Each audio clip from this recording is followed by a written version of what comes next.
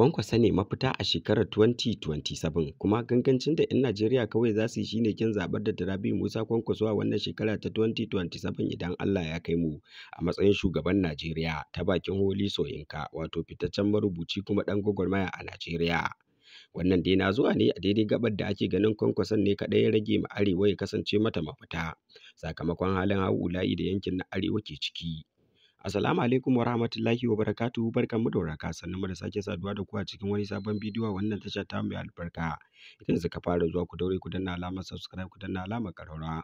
Wole Soyinka dai fitaccen marubuci ne ɗan Najeriya wanda kuma ake matuƙar wato girmama kalamansa. A wannan dai lokaci ya yi jawabi ne da dogon rubutu kan Dr. Rabi'u Musa Kwankwaso da ganin dacewar 'yan Najeriya su zaɓi Kwankwason. Kuma ya gargaɗi 'yan Najeriya da cewa babban gangancin da za su yi shi ne ƙin zaɓar Dr. Rabi'u Musa Kwankwaso.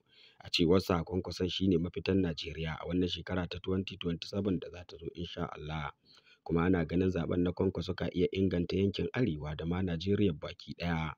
Duba da jajircewar ta Kwankwaso da aka gani ɓangaren ilimi da kuma kula da al'umma da kuma sanin wato halin da al'umma ke ciki.